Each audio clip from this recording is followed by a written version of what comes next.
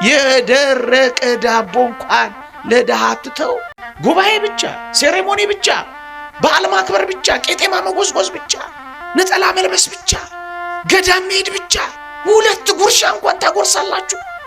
እሺ ውስኪ አጋጭ፣ ቢያንስ ግን ለጥሙ ጠብታ ቀዝቃዛ ውሃ ብትሰጠው ምን አለ እንዴ?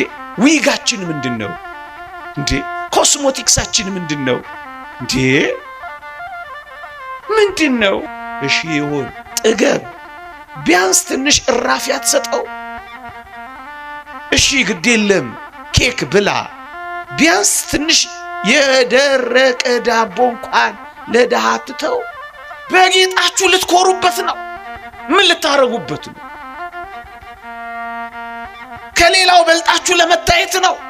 ክረምት ብርድ ልብስ አጥተው የሚሞቱት ብዙ ናቸው ነው ምላችሁ። በስንት ብርድ ልብስ ትቀያየራላችሁና። ሰፈር ውስጥ ጽድቅ ከፈለጋችሁ እዚህ ውስጥ አለ።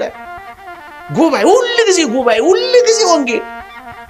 ሰፈር ውስጥ በቃ ጨርስ እየተባባሉ ትሪውን ጽድት ማድረግ አይደለም ጾም፣